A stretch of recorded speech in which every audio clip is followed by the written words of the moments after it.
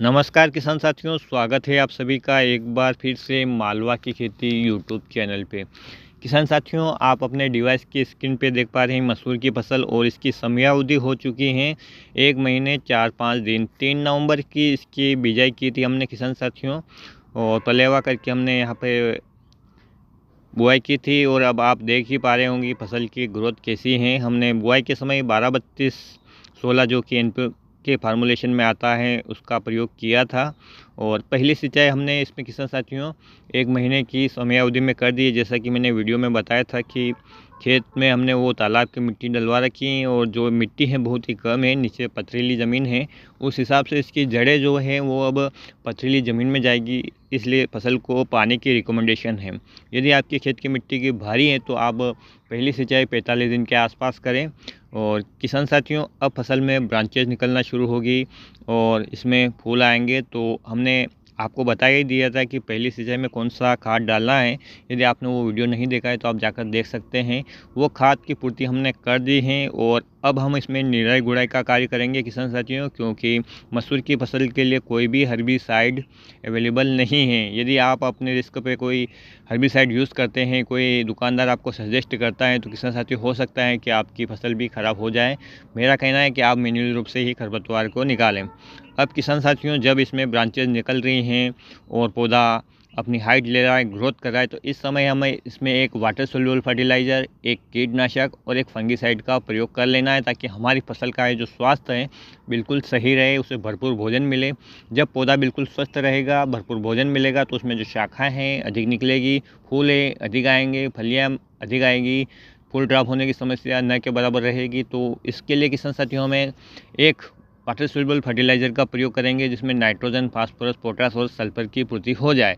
और बहुत ही बढ़िया प्रोडक्ट है किसान साथियों, वो है एनपीके 18-18-18। इसमें नाइट्रोजन, फास्फोरस, पोटास के साथ सल्फर की भी अच्छी मात्रा आती है, जिससे किसान साथियों दलहनी फसलों में प्रोटीन की मात्रा बढ़ती है।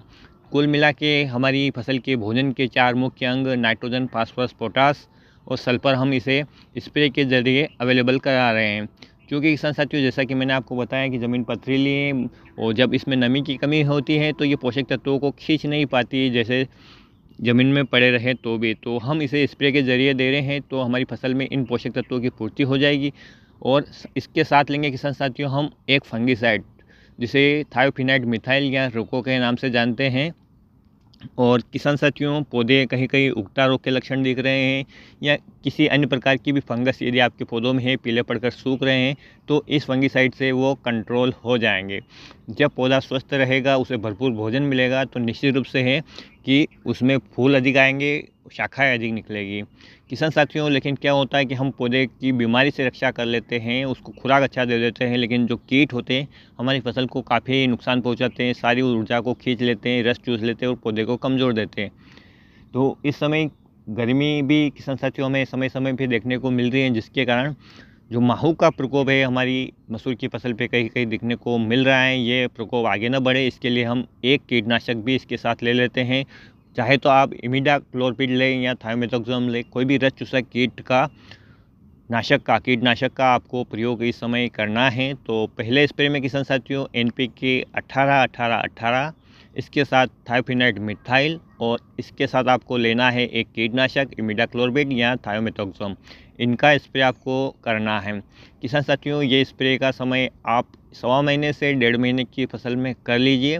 निश्चित रूप से इसका जो इफ़ेक्ट किसान साथियों आपको अपनी फसल में देखने को मिलेगा। फसल की ग्रोथ अच्छी होगी, उसमें रोगों की समस्या नहीं रहेगी, कीटों का प्रकोप नहीं रहेगा, तो आपकी फसल हेल्दी रहेगी और हेल्दी फसल ही स्वच्छ और अधिक उत्पादन दे सकते हैं।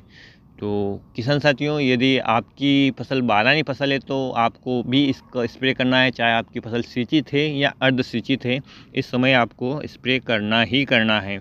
तो किसान साथियों, उम्मीद करता हूँ कि ये जानकारी आपके लिए हेल्पफुल रहेगी। आपकी मसूर की फसल कितने दिन की हुई है, आप उनमें कौन कौन सा खाद डालते हैं, कौन सा स्प्रे करते हैं, आप कमेंट में ज़रूर मेंशन करें, ताकि अन्य किसान भाइयों को भी मार्गदर्शन मिलता रहे। फिर मिलते हैं एक नए वीडियो में एक नई जानकारी के साथ। तब तक ख्याल रखिएगा आप अपना, अपने परिवार का, अपने पशुधन का और अपनी फसलों का। वीडियो देखने के लिए आपका बहुत बहुत धन्यवाद। जय हिंद, जय जवान, जय किसान।